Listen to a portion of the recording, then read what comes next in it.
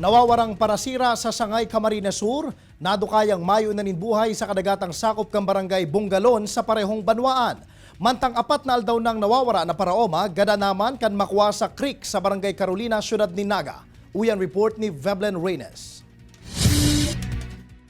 Nakasulot pa nin diving mask alagad mayo na nimbuhay kan madukayan mantang nagpapataw-pataw an parasirang si Rolly de los Santos sa kadagatang sakop kan barangay Bungalon, Sangay, Camarines Sur. Sigun sa Sangay MDRRMO, nawara ang 40 anyos na parasira kan nakaaging Biyernes kung sa inhuri ining nahiling na nakikipag-inuman sa kataid na harong. Kinulang subuot nin pulutan ang mga ini, kaya nagdesisyon ang biktima na magpana nin sira. Alagad dain na ini nakabalik. Mga anggulo po kami na inisip, baka inatake po ini sa puso o nahapay po ini. Pero po dahil na yung nahahapay dahil siguro sa dahil nagkakantultol, permida po ini nakain.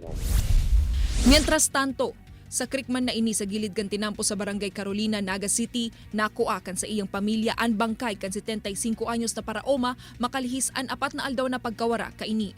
Binisto ang lalaki na si Marcelo Naibe na hali subot sa sarong lamay kan huri ining mahiling, asin burat na ini kan maghali. Posible subot naman tang papuli sa saindang residensya sa kaini nahulog sa creek. Ang estimate nila, nag-ihi siya sa gilid, nahulog po. Baka pagkahulog niya, tuminama sa gapo, inatong tubig.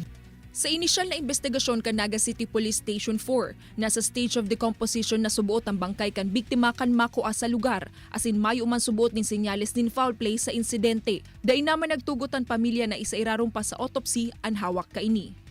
Kaibanan si Jovel Obiso, Veblen Reynes, Balitang Bicolandia.